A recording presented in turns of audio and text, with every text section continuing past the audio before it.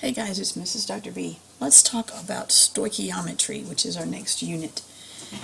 Alright, so it's a big word, it's a cool word, but what it really means is that we're going to do some measurements and we're going to use numbers to help us understand how much reactants to use and or how much product we're going to get. That's what chemists do with this. There are a few things you're going to need to be successful. Those things would be a periodic table, which you can get from the internet. You need to know how to read chemical formulas, and I know you guys are already good at that. You'll need a calculator, and you're going to need to be able to have a balanced chemical equation. And again, you guys have been successful with that, so I think we'll be good. All right, so let's go ahead and get started. Stoichiometry uses a balanced chemical equation which has coefficients. Now those coefficients represent a 1 mole quantity. So the 3 in front of the H means I have 3 moles of hydrogen gas, I have 1 mole of nitrogen gas, and I have 2 moles of ammonia. So what do we do with those coefficients? Well, we turn those coefficients into molar proportions and ratios. For example, the ratio between hydrogen and nitrogen would be a 3:1. Between hydrogen and ammonia would be a 3:2. So we're going to use those in stoichiometry. It's one of the most important features of how these work. All right, so what can we do with stoichiometry? Well, we can do any one of these 5 things, but the one that you and I are going to do is we're going to figure out how much expected products. We're going to go from reactants to products or products to reactants. We're not going to deal with limiting reactants, percent yield, molar mass, or titrations this year, but we're going to go ahead and make sure that we understand we could, all right? Okay, so let's just start with this. We have kudos. We've used kudos before. Kudos stands for known, which is pretty much the information that's provided to you, the units and measurements that you're given. Then you're going to have the unknown, which is the question. You're going to be asked how much of this with the certain units are going to be asked for. You're going to have definitions. Now these are your conversion factors, and I'll talk about those 3 in the next slide. And this is what we're going to be using to be able to solve the problem. The output is the math problem. It's your work. It's dimensional analysis, which we've done, and we want to make sure we always include the units so we can cancel them as we go. And then the last thing is substantiation. Substantiation is basically checking your work, making sure you did cancel your units, and that the very last unit that's left is equal to the units that you're being asked for. So it's really not hard, but it does take a little bit of time and evaluation. So that's what we're going to do. We're just going to do setup today, okay? All right, so let's talk about these definitions in kudos. These are the conversion factors. These are things you're going to have to be able to calculate or do in order to solve the problems. First one is molar mass. Now you may have the molar mass of both quantities or both materials, chemical materials you're using. Molar mass of the known. Molar mass units are grams over 1 mole. You might have the molar mass of the unknown, which are also grams per 1 mole. We got to have the periodic table and chemical formulas. We've done it before, so this should be pretty much good review. Molar ratio, that's where we have that balanced equation. We're going to write these as a fraction. So it would be 3 moles of hydrogen from that previous example over 1 mole of nitrogen. That would be how you would word those, okay, or put those in a problem. And then the last one is called, the last definition is Avogadro's constant. It just basically tells you how many particles there are in any 1 mole. We did this, we had mole concept before. We are not using that today, but I wanted to make sure you introduced what I want, introduced it to you. What I'd like for you to notice is that in all 3, 1, 2, and 3, you see the MOL. You cannot do a stoichiometry problem without understanding what a mole is. Right? You can't do one, so it's the thing that goes in the middle of everything. All right. So, in Google Classroom, you have been given these 2 resources. You have to be able to use them, pick which one you feel is better, to help you understand how to use those definitions, use those conversion factors. So both of these are going to be able to help you. You pick which one you like better. I'm going to talk about them very quickly. So let's do the first one, which is stoichiometry roadmap. First of all, what I want you to understand is that we are not going to use the bottom portion. We're not going to do anything with volume this year. We are going to be doing the top part. So what I want to do is I want to take the periodic table off of here and let you look at the stoichiometry roadmap, and I'm going to write on my copy. Okay? So the first thing I want you to see is that there's this word called representative particles. What is representative particles? It's over here on what we consider to be the known side, and then it's also on the unknown side. This is just pretty much anything. It's the number of items. It could be particles. It could be molecules. It could be atoms. So we could do particles, molecules, atoms. We could do just about anything here. We're just going to say it's represented particles. Notice the same word is over on the right, so it's the same material, okay? The other place we might start is with mass. Now mass is always in grams. Okay? So this is a number, this is a measurement. What this map does is it simply tells you what to do to go from, for example, representative particles to moles. And so this thing right here, this box, is that conversion, one of the three conversion factors. This one happens to be the Avogadro's number one. And again, we're not using it today. This one right here, the one I'm underlining, is actually the molar mass. Now, in this particular case, it's upside down. All right, mass is on the bottom and moles are on the top. There's a reason for that. And that's what I hope you can learn today, is why did I flip molar mass from grams over moles to moles over mass. Right? So if we follow the arrow, we then get to the moles. This is where you're going to use, so this is number 3 definition. This is number 2 definition. This is the number 1 definition. Actually, I guess I did that backwards. This is number 1, and this one's number 2. This is the molar ratio. Again, comes from the balanced chemical equation. Kids, I can't get from the left side of this graphic to the right side of this graphic. The left side is all of the material we know about the known, and the right side is everything we want to know about the unknown. I can't get from one side to the other without molar ratio. This is absolutely vital, right? Then when you get to the other side, you can go either up to the representative particles using conversion factor, which is again Avogadro number. You could go all the way down here to mass, which is molar mass.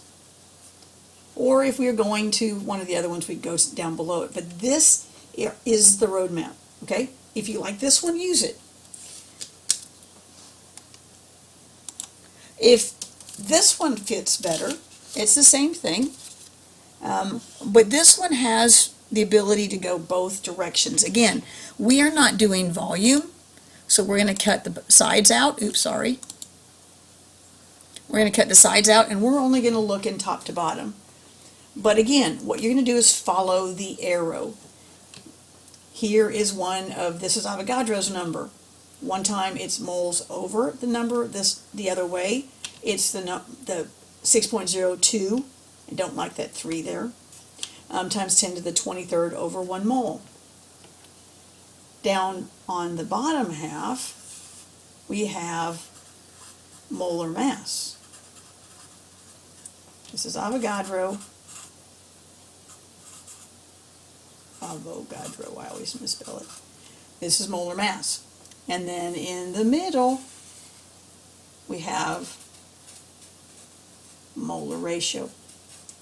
But this particular graphic shows you how to get from one place to the other, and you have arrows going both direction. And so we're going to use this one again in a few minutes to work the problem that we want to work so that you can see the setup, right?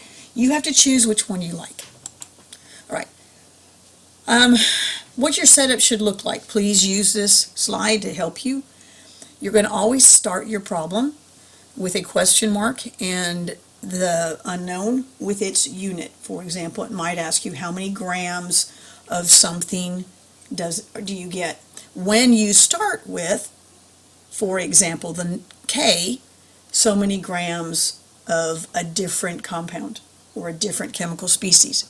We always put what we know, the K over a 1 as a fraction because it just helps you understand the canceling of this. All right, so what you're going to use is you're going to use 1, 2, or 3 definitions to be able to get your answer. If your setup is correct, then the bottom of each one of those little green boxes, which is a definition, is going to match the unit of whatever it was on the top. So notice I've got K, the unit on the very first definition, that bottom unit has to match the unit of K. And you can read through it. This is a real important slide. It is a real good idea for you to take this particular slide and study it for a little while, because if you do this correctly, then all of your units cancel out until the only unit you have left.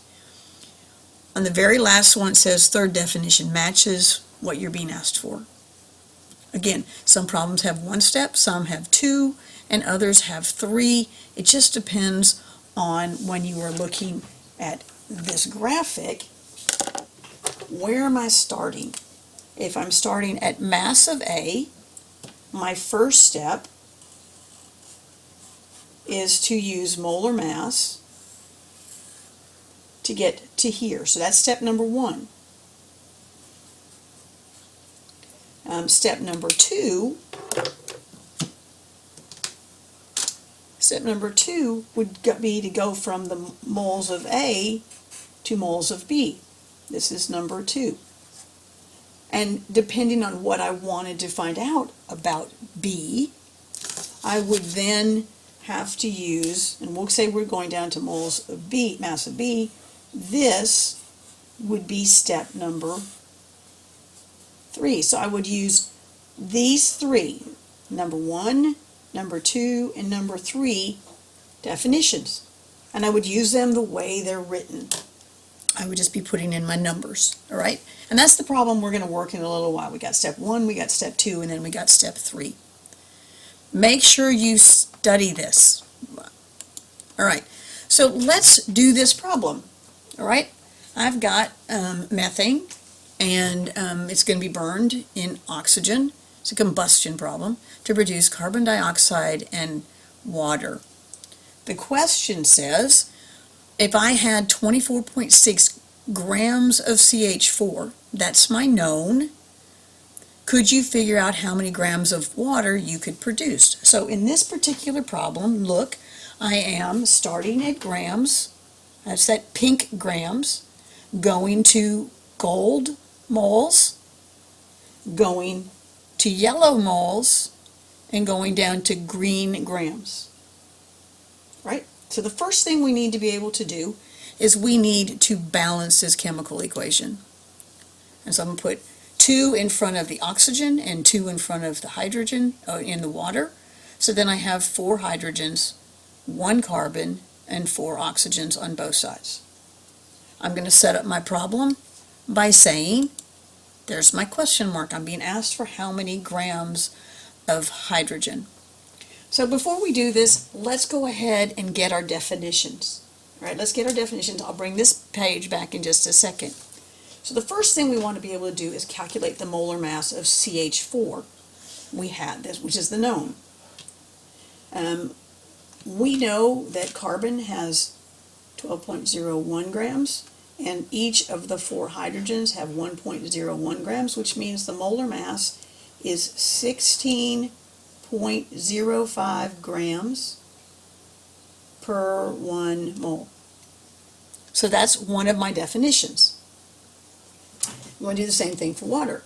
Well, hydrogen, there's 2 of them, 1.01, plus the oxygen at 16.0 gets the molar mass of 18.02 grams per 1 mole.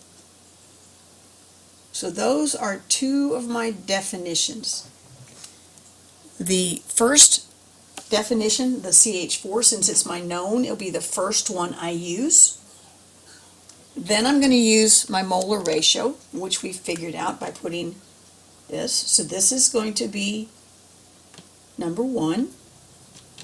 This is going to be number 2. I have 1 CH4 to 2 H2Os. There's my ratio. Now I'm going to put it in a fraction bar.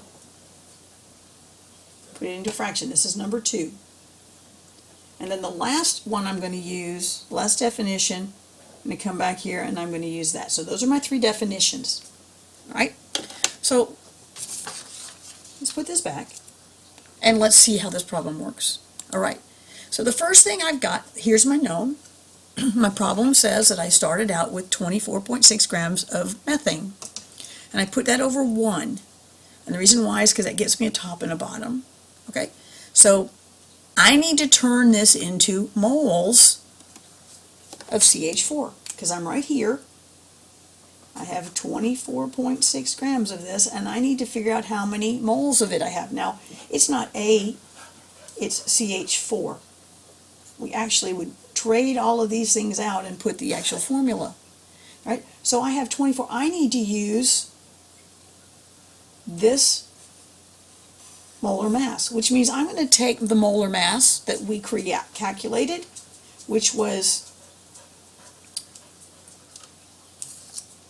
16.05 grams per 1 mole, and I'm going to use it the other direction. I'm going to say 1 mole is 16.05 grams. And the reason I'm going to do that is watch what happens. Okay, since I put it upside down, I basically flipped it, which is what the graphic shows us to do. I can cancel grams of CH4. And I end up with moles of CH4. Look what my problem is showing me. All right? Now I need to move across the dotted line to end up with moles of H2O. How am I going to do that?